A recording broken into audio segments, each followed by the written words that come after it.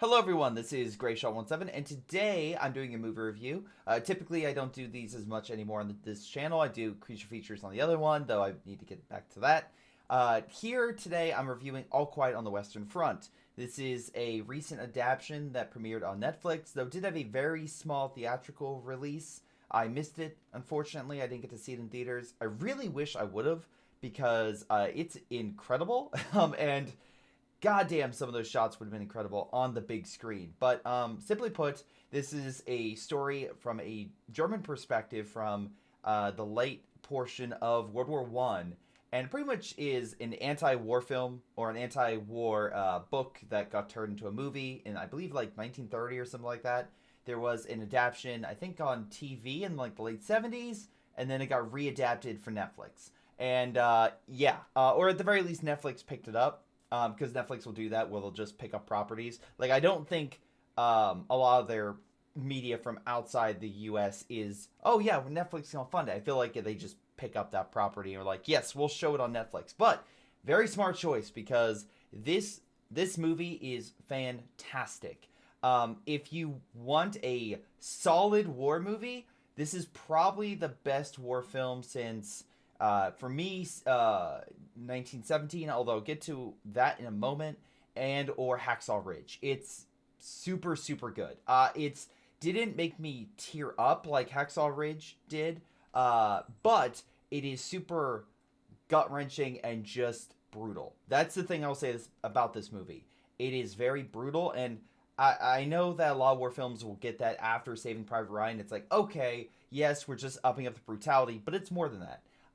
It's showcasing just the effects of war, and also like there's a ton of different stuff going on in this movie, from the subtext of a common foot soldier fighting in the trenches, and then the generals in a cushy building far off in the distance just watching and being like, well, man, they should have fought better. It's that to a diplomat which is trying to do good, but still in this lavish train car, and it compared to a soldier that has like muck in his boots and has been in this trench for months with artillery raining down around him. It's really well shot. That's the other thing. The cinematography in this movie is it's amazing. The landscapes you get of World War One is really, really good. From the great, like, there's some beautiful shots of destruction. There's some beautiful shots of just the countryside in France. The movie is essentially this German soldier and his friends. By the way, the German soldier, the main one, is Felix Kammerer. Hopefully I'm getting that name right. He plays Paul in this, and this is apparently, unless I'm mistaken, like his first movie, or at the very least it was, I couldn't find any other major things, because everyone else had something else, but he didn't, which, hey, for your first film, that at least I can, unless it's missing stuff here, which I hope it is, but damn, that's an impressive first film to debut your talents in, because you are incredible in this. It's funny, because I wish they actually gave him more character, because what they do give him in terms of his interaction with other people is pretty solid. And he's surrounded, of course, by friends that enlisted with him, as well as friends he made in the trenches, right? And again, you can kind of see that mindset of where the German economy, how the German war effort is in 1917 without them ever talking about it. It's incredible.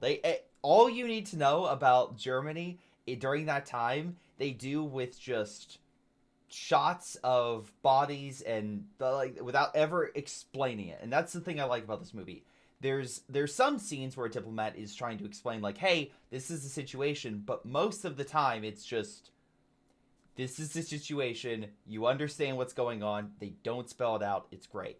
Again, the whole cast is fantastic, and I will say this film is in German. There is a English dub, I believe, in British, but it said British on Netflix, like British English, but and there were some lines in the Netflix sub captions that were like in English, but there's no English in the release that I watched. That release being basically all German, with portions of it in French, because the Germans are fighting the French army in this, and they talk to Ferdinand Foch.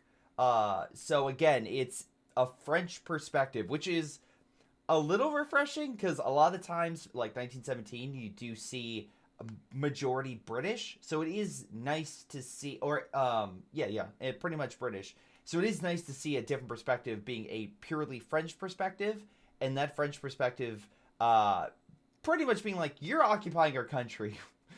Don't feel like, oh man, woe is me.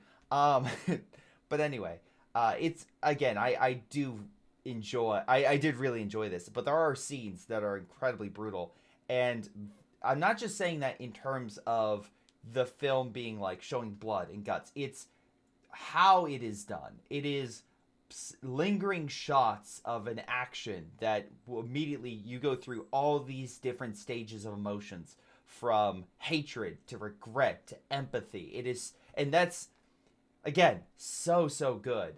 And again, this is not a happy story. Like, I'm not saying like Hacksaw Ridge is a happy story, but there's a good there's a good conclusion to that. That's not really the point of this story, right? The point of this is showing how dark, depressing, and how war can just suck the life out of any person that's involved in it, especially day after day. And that's one of my gripes. What again, like I said, I wish that Paul got a little bit more characteristics about him. Everyone else around him has you got their characters. They have enough to flesh out, but it's a lot of the dialogue toward Paul is you're this, not Paul really reflecting on himself or doing stuff to make him a little more, I don't know, make him stand out. Again, he's I don't want to say stoic, but he's the person that, again, always trying to do good or trying to help out where he can and do good for his country, whatever that means, especially by the end. But, I really enjoyed this. Also very interesting, I just realized, so first off, it was directed by Edward Berger. And again, I thought that name sounded familiar, and it did, because I remember him from The Terror. And for those who don't know, The Terror is a series on AMC that he actually directed the first couple episodes of. And again, fantastic TV show. And some of the shots in that, I'm like, okay, now I see like his direction from that over to this. Or at least I hope that's what I can gather from these two. So again, great stuff there. The cinematography was, again, by James Friend. I have a little thing here. And again, great job for him, because again, this movie is beautiful. Everyone who made this shot to make all the landscape shots, everything just look as good as they possibly could. Like, there are sequences in the trench that's like, yep, that is a World War I trench, and that's probably the best World War I trench I've seen in quite some time. So good job there. But of course, they showcase more different landscapes of France. So again, good job there. But yeah, there are great action sequences. But again, every time you're like, yeah, wow, good action sequence, it quickly turns into horror, and I love it. The music in this very quickly, just from the beginning, shows you like this is not gonna go well. This is gonna go downhill very quickly, and by God, it does. But there's a sequence that I guess involve the French during the Germans and the French battling over a trench, and the music in that, with the horror on the Germans' faces when they see what's coming, is incredible. It's amazing, and it's probably one of my favorite sequences of the year. This film in general is probably one of my top 5 of the year for sure. And again, it might take a day or two to figure out where it is on my list, but cinematography wise, again, to give the perspective on where I would place this, the only other film in my criteria that actually meets its definition of like a movie that equals this level of cinematography is The Batman. And even then, I'm not sure if The Batman is better. Again, it's close. I may have to rewatch some scenes in The Batman, but it's neck and neck. Again, I think there's a lot of good stuff here. I do think there's some slow stuff with maybe the political aspects with the some of the diplomats, though. I like that perspective, though maybe sometimes it could have been a little more fleshed out. This movie is 2.5 hours, and actually would have actually wanted to spend more time with Paul and his group, his friends, in the trench, because there are some time jumps, and I really wish there wasn't. I really wish or that they did something to show the life in the trench, because we leave Paul at one point with his comrades, and then we come back at a different point. And again, I really wish we would have shown a perspective of time and maybe it being lost while in this trench or in the area. That's me, but I really think that would have brought it up a little more, just to show the grind of that person being pushed down slowly but surely. But that's the only real critiques I can give. The music's great, cinematography is fantastic, probably one of the best things of the year. The acting is fantastic. The story, the pacing. This does change stuff from the book, for some aspects, but I do think it makes it better, because I think it shows the point of the book in a very good light. Some might say, especially by the end, it's a little cheesy, but I think they deserve it by how the execution is done. And I think, like I said, I think it was executed very well. So overall, I would probably give this like a 9 out of 10 sort of movie. I highly recommend it. But again, if you're squeamish, if you're not up for a more depressing film, while the sequences in it are amazing, again, it does have sequences where you're just watching the screen and you just cannot believe what is happening. So, or what is being showcased to you. And even a situation where it's like, God damn, that is a horrible situation to be in. And that is just consistent in multiple different assets, or in different ways. It's showing how bad this situation was.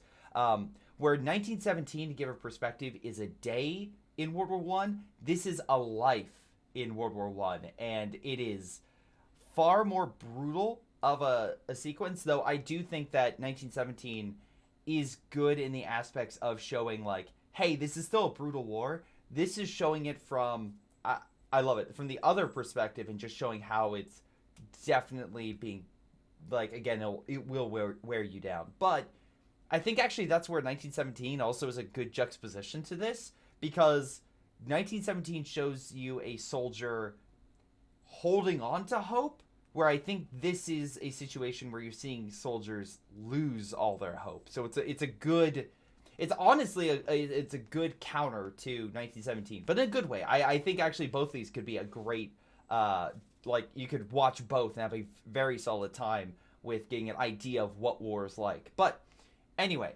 that's it for me. Again, thank you all for watching. Hopefully you guys enjoyed this little quick review.